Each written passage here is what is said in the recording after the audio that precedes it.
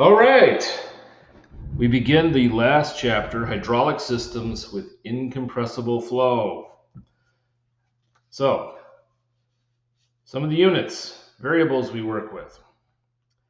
Omega, flow rate, meters cubed per second, which is the force analog. Volumes, that'd be meters cubed. Liquid height, as in a tank. Pressure, newtons per meter squared. It's analogous to displacement, and it is pressure that makes the flow go through. All right. Pressure, we can look at it two ways, in absolute pressure and gauge pressure. Okay, so that's the absolute pressure minus atmospheric. Will probably work mostly at the gauge level. Elements, well, we have capacitance. Okay, so tanks for water, obviously. If you look at the pressure at the bottom of a tank, so you should all be familiar as you go down a tank, pressure increases with rho GH. So you start at the top at atmospheric pressure, and as you go down, and the pressure gets higher. So rho GH plus P atmosphere, pressure atmosphere at the bottom. The equations for and then so the dynamic or gauge pressure here is rho GH. The equation is the capacitance times the change in pressure equals the change in incompressible flow. So it's flow in minus flow out. You can look at it this way as flow in minus flow out equals what is stored. And what is stored will result in a change in pressure because the height is going to go up. The units, if you look at pressure, in this case, pressure, derivative of pressure, and flow rate, you find the units are meters to the fourth second squared over kilograms. Bizarre units. Computationally, it is the cross-sectional area of the waterway as a function of height. Now, in this case, the area as a function of height is constant, all right, divided by rho g. This is a bit more intuitive, and we'll talk more about that in just a moment. So what does all that mean? Let's just go to here. Here we have a body of water, so picture a river, and we're just looking at the cross-section. And as the height goes up, the width of this river gets bigger and bigger and bigger. Okay.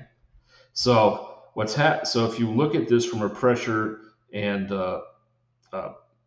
volume point of view, so you have atmospheric pressure, okay, and so if you start from the top and go down, okay, as this goes up, so well, let me explain this another way. As the height goes up, the volume gets bigger.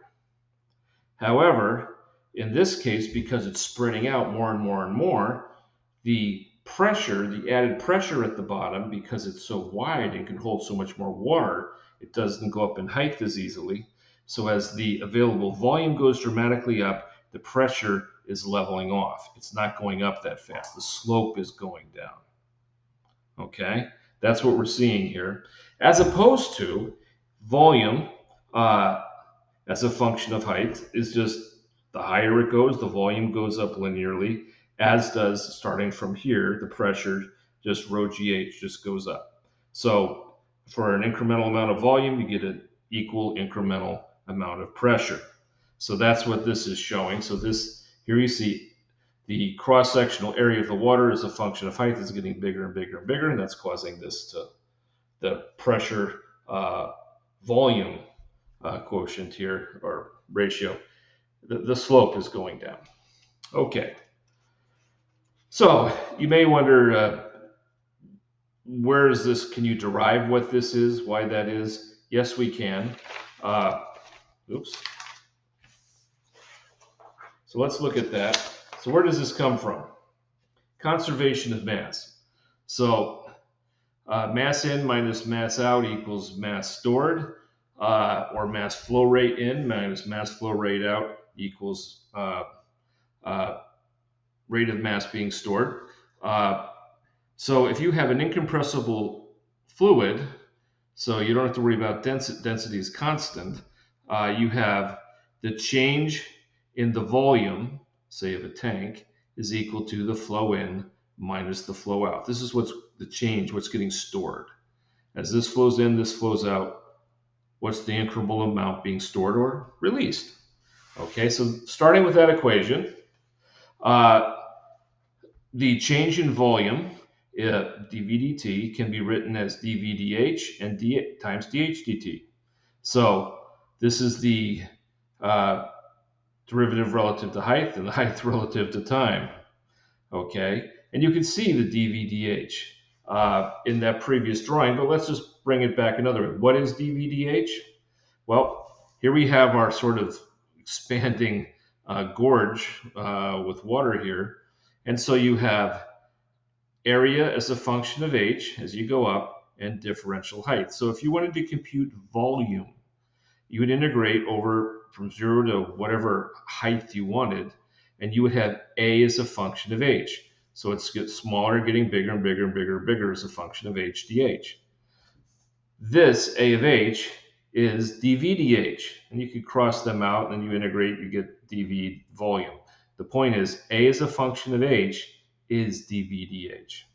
Okay, so the change in volume, over time, we have a as a function of h, and the change in the derivative of height with respect to time. All right, so we have a of h is dV/dH. We know that. Now, so here we have a is a function of h times h dot, because that's what dH/dt is, equals omega in minus omega out. That makes sense. And then we also have, let's just deal with pressure. So you have at the top, wherever the top of the water is, P atmosphere, and then you go down by H, and that's the pressure at the bottom. So if you're looking at the pressure at the bottom, if you take the derivative, atmospheric is constant, or pretty close to it, we have the derivative of the pressure is simply rho g. Well, this is incompressible flow, gravity isn't changing, H dot. So differential pressure over time is rho g h dot. Well, here we have an h dot, so we can add a rho g here and a rho g there, which is what's happening here. So we have add a rho g, a is a function of h dot, we put the rho g there, and now we see we have a as a function of h, and here's our differential pressure. But then we can just bring the differential pressure over here, and so we simply call this 1 over the capacitance. So if we brought this here, we'd have C P dot equals this, but then we're just bringing that to the other side. So we have C is equal to the cross-sectional area is a function of height divided by rho g. So that's where it comes from. It is not arbitrary, and there you have it. And we will end this discussion right here and start moving into problems and other matters soon. See you then.